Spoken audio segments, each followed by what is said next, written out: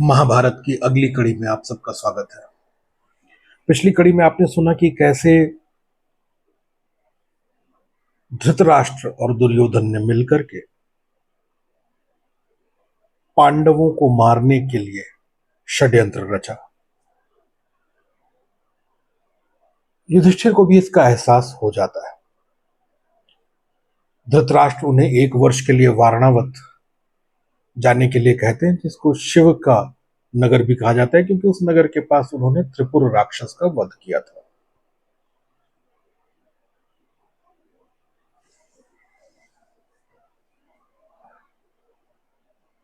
वे जाते हैं, अपने भाइयों को बताते हैं युधिष्ठिर कि चलने की तैयारी करनी चाहिए।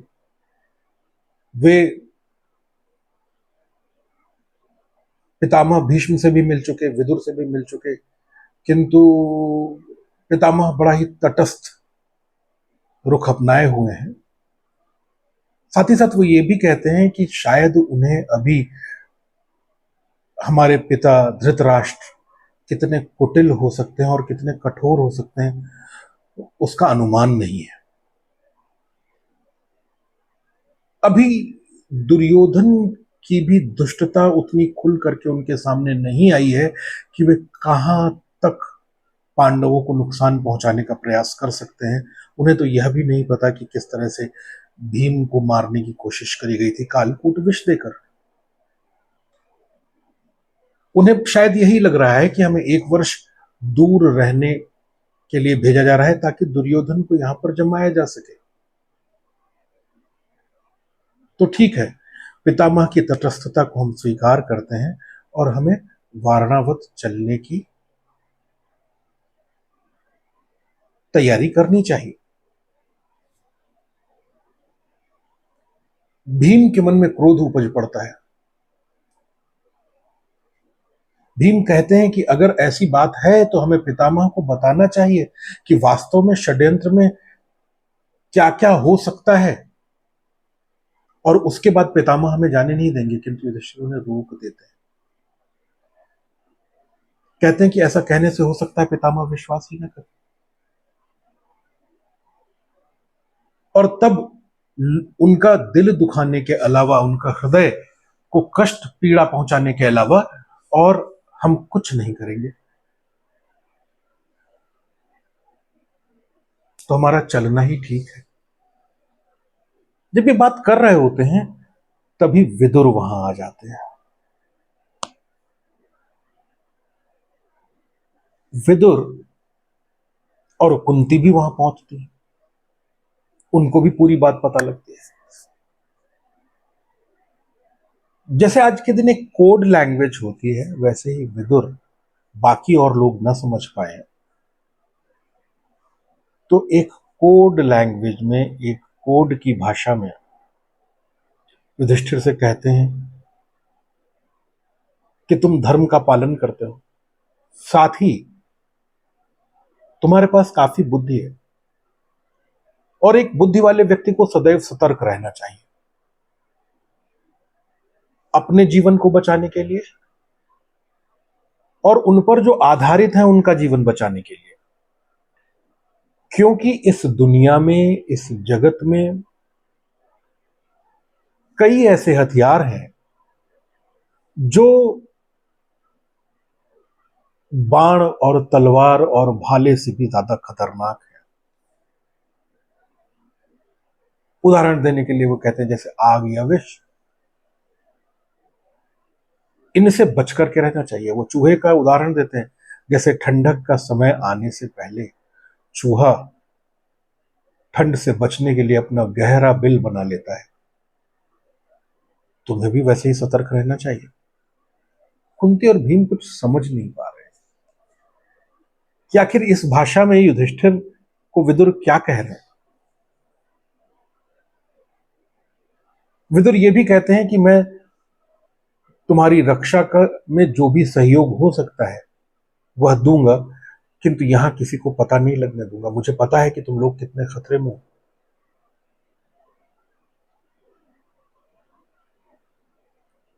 यह कह करके विदुर वापस चले जाते हैं। उनके जाते ही कुंती पूछती हैं कि क्या कुछ बहुत रहस्यमयी बात है, ऐसी बात जो मुझे नहीं बताई जा सकती। तो युधिष्ठिर कहते हैं नहीं, ऐसी कोई खास बात नहीं है। वह इस भाषा का प्रयोग इसलिए कर रहे थे कि अगर इधर उधर कोई कुछ सुनना चाहता है तो वह समझ ना पाए। वह केवल हमारी रक्षा को लेकर के चिंतित हैं, और वे ये कह रहे हैं कि अब आगे से हमें हमारी रक्षा खुद करनी पड़ेगी। उसके लिए हमें सदैव सतर्क रहना होगा। उन्होंने यह भी कहा कि वे लगातार हमारी सहायता करते रहेंगे। ठीक इसी समय जब पांडवों के यहां वारणावत जाने की तैयारी चल रही थी, उधर दुर्योधन और शकुनि ने मिलकर के पुरोचन नाम के एक व्यक्ति को बुलाया, जो कि तरह तरह के मकानों को बनाने में, महलों को बनाने में सिद्धहस्त था। पुरोचन को बुला करके दुर्योधन बोला कि तुम्हें बड़ी जल्दी आज ही वारणावत की तरफ निकलना होगा। वहां जाकर के एक बड़ा खूबसूरत सा मकान बनाना होगा, और ध्यान रहे वह मकान ऐसा हो या वो महल ऐसा हो जो बहुत ज्वलनशील पदार्थों से बना हो। ज्वलनशील पदार्थ से मतलब है ऐसा जो इसमें बड़ी आसानी से आग लग जाए और उतनी ही तेजी से फैले। उसमें अगर तुम्हें लाख का यूज करना है, लाख का प्रयोग करना है तो करो, और जो ज्वलनशील पदार्थ है उनका प्रयोग करना है तो करो। ऐसी लकड़ियां लगाओ जो बड़ी जल्दी जलती हो, किंतु यह मकान जल्दी से जल्दी बनाओ, यह महल जल्दी से जल्दी बनाओ जाकर के। और अंदर जितने कमरे हैं नीचे की तरफ, उनमें जितना घी और तेल के पीपे रख सकते हो, संग्रहित कर सकते हो, जाओ और करो जाकर के। वहां पांडव पहुंचेंगे, और जब पांडव पहुंचे तो बड़ी विनम्रता से उनके पास जाओ और उनसे आग्रह करो कि पांडव उसी घर में रहें जो कि यह नया नया बना है। उन्हें बताओ कि हमारे पिताजी ने, धृतराष्ट्र ने उनके लिए यह महल बनवाया है। फिर वे मना नहीं कर पाएंगे, वे उसी में रहेंगे। पांडवों की हर ढंग से सेवा करो और उन पर नजर रखो, और हमारे संकेत की प्रतीक्षा करो, इंतजार करो। सही समय आने पर तुम्हें उसमें आग लगा करके पांडवों को मार देना होगा। पुरोचन को बात समझ में आ जाती है। वो यह भी कहते हैं यह बात किसी को कानो कान खबर नहीं होनी चाहिए। पुरोचन स्वीकृति देता है और तुरंत वारणावत की तरफ निकल जाता है। इधर जनता में जैसे ही यह बात पहुंचती है, जनता भी विचलित हो जाती है। जनता भी धृतराष्ट्र और दुर्योधन की इस चाल को भांप पाती है। लोग कहने लग जाते हैं ये अंधा राजा अपने पुत्र मोह में बहुत अंधा हो गया है, जो युधिष्ठिर जैसे युवराज को 1 वर्ष के लिए दूर भेज रहा है। और पता नहीं आगे क्या दुरभिसंधि होगी, आगे क्या षड्यंत्र होगा, आगे क्या चालें चली जाएंगी राजनीति की, पता नहीं। ये हमारे प्रिय युधिष्ठिर और उनके भाई हस्तिनापुर वापस लौट भी पाएंगे कि नहीं।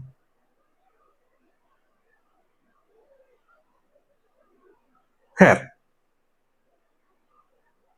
अफवाहें चलती रहती हैं, लेकिन युधिष्ठिर ठीक वैसे ही प्रण ले लेते हैं कि हमें यहां से चलना होगा 1 वर्ष के लिए, जैसे कभी भगवान राम ने अयोध्या को छोड़ने का प्रण लिया था।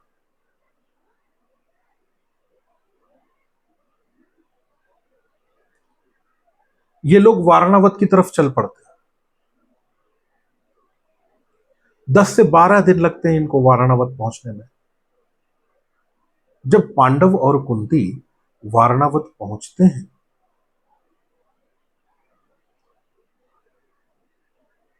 तो वहां की जनता उनका अद्भुत स्वागत करती है। हाथों हाथ लिया जाता है, क्योंकि हर कोई युधिष्ठिर की कीर्ति को सुन चुका था, पांडवों की कीर्ति को जानता था, कुंती को जानता था और मानता था। वारणावत बड़ा ही सुरम्य नगर पहाड़ की वादियों में बसा हुआ। हर तरह की सेवा हुई, हर जगह जो भी मुख्य लोग थे वारणावत के, उन वो अपने घरों में बुलाते थे, अपने घरों में रखते थे। हर ढंग की सेवा करी जाती थी और बदले में युधिष्ठिर और बाकी पांडव भाई भी सबका ख्याल रखते थे। पांचों भाइयों के अच्छे व्यवहार ने वारणावत वासियों का बड़ी जल्दी ही दिल जीत लिया। इधर उतनी ही जल्दी पुरोचन मकान बनाने का, महल बनाने का प्रयास कर रहा था। एक दिन पुरोचन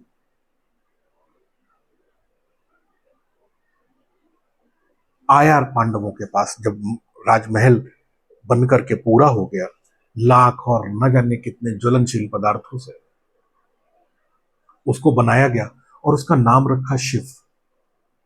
उस घर का नाम शिव था। वो घर जिसको आज हम लाक्षा ग्रह के नाम से जानते हैं, यानी लाख से बना हुआ घर। दुर्योधन ने एक और बात पुरोचन से कही थी कि यह भी हो सकता है कि उन गंधों से वो पहचान जाए पांडव कि यह ज्वलनशील घर है, तो तुम उसमें ऐसे ऐसे लेप करना कि बहुत अच्छी महक आए। लाख की या और ज्वलनशील पदार्थों की महक से पांडवों को हमारी चाल समझ में ना आ जाए।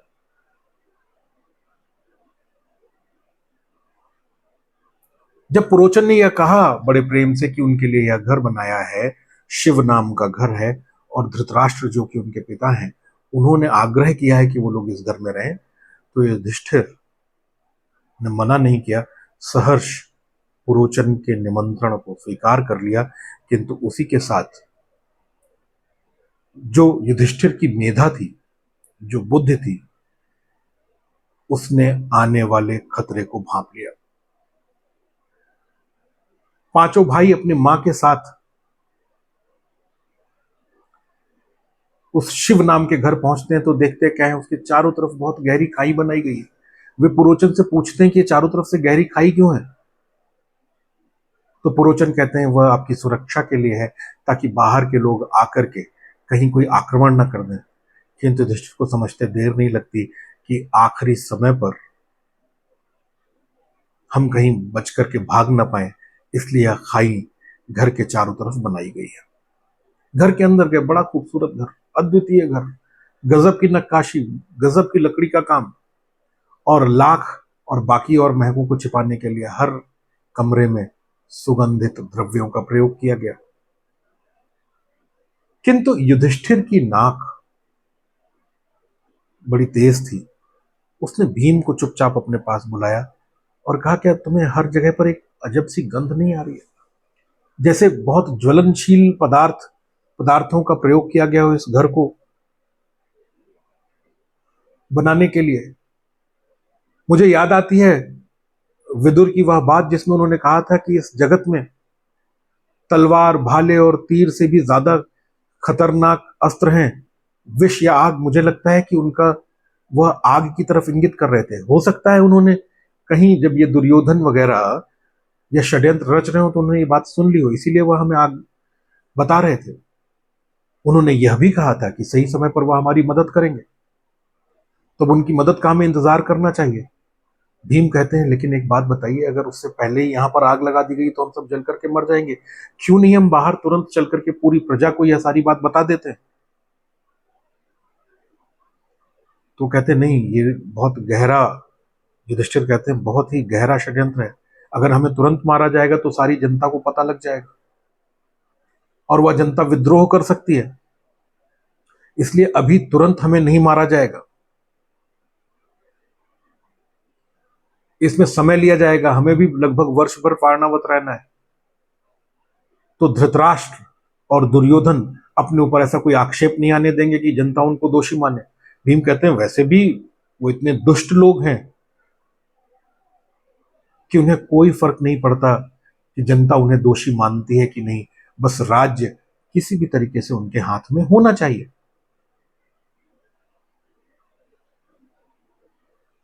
किंतु युधिष्ठिर कहते हैं कि मुझे विदुर पर पूरा भरोसा है, उन्होंने हमें बचाने के लिए कुछ ना कुछ जरूर किया होगा।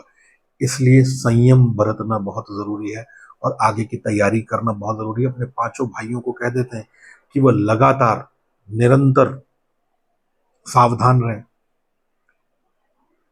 और फिर आगे के दिनों में पुरोचन उनको एक क्षण भी अकेला नहीं छोड़ रहा था कि वह कुछ कर पाए। इसलिए उन्होंने ज्यादातर समय बाहर जंगलों में बिताना शुरू किया ताकि वो अड़ोस पड़ोस के रास्तों से बहुत भली भांति परिचित हो पाए, ताकि अगर कभी भागना पड़े तो कहीं भटक ना जाए। इस बीच में एक सुरंग बनाने वाला व्यक्ति आता है और युधिष्ठिर से कहता है कि उसे विदुर ने भेजा है। अकेले में मिलता है और कहता है कि उसे विदुर ने भेजा है। और फिर जैसी कोड लैंग्वेज, जैसी सांकेतिक भाषा विदुर ने पहले प्रयोग करी थी और उसमें जो कुछ भी विदुर ने कहा था सांकेतिक भाषा में, वह युधिष्ठिर से वही बात कहता है। तो युधिष्ठिर को विश्वास हो जाता है कि इस व्यक्ति को विदुर ने ही भेजा है। कहते तुम क्या करोगे? कहते मुझे यहां पर एक सुरंग बनानी है जो बहुत दूर गंगा नदी के तट पर निकलेगी। विदुर ने मुझसे ऐसा कहा है तो मैं यह काम करूंगा। चुपचाप उसे काम पर लगा दिया जाता है और सुरंग खुद ही लग जाने जाती है। लगभग वर्ष भर बीत जाता है। पुरोचन को हवा भी नहीं लगने दी जाती कि चुपचाप सुरंग बना दी गई है बहुत दूर गंगा के मुहाने पर जो निकलेगी।